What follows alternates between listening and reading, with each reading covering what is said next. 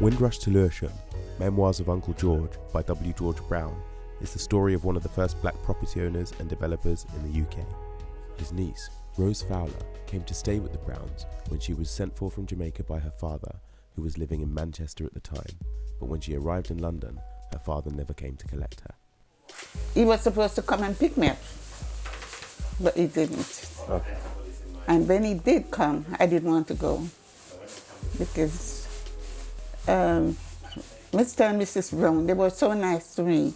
Although Mr. Brown was gainfully employed, his initial attempts to purchase his first house were rejected over and over again. So one day, they went out, and his friend, which was a white man, said, "All right, George, you stay and let me go."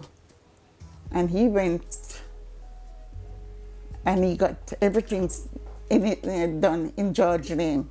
And then there come the time when they were supposed to do the signing of the final. Then it was too late, they couldn't do anything. That's when they know that it was George's. Rose and her sons share many fond memories of Uncle George.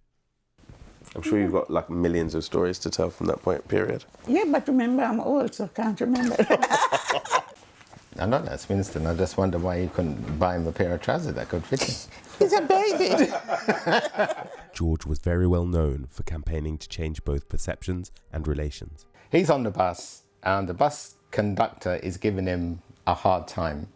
And then there's a white passenger there, and the white passenger says to the conductor, who's a black conductor, he says, "Don't you realise who this is? If it wasn't for him, you wouldn't be in your position," because apparently there was a problem with bus drivers and bus conductors. You were all right to be a driver, but not necessarily a conductor, because it was felt that it would be wrong for a black person to be taking money from a white person.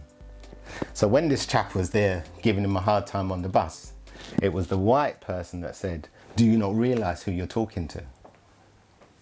And while Mr. Brown's property portfolio continued to grow, he began to start building and developing back home in Jamaica. He had a few developments that were going on. One of the roads, which is where Mum used to live. Yeah. Yeah, he named it after me, didn't he? Yeah. Spelled my name wrong, no? Jamaican. Sorry, I shouldn't say that. Scratch that. Janet Davey, Member of Parliament for Lewisham East, recalls some of her mother's own experiences. My mother came in during the Windrush era, and so did my father.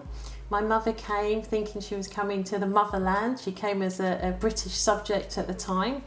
And although met by some very negative experiences in the UK, she was also met by some very pleasant ones as well. Uncle George and his memoirs, he carried and held certain leadership positions. And in all of us, there is something great about us and what we can bring and what we can offer and what we can do.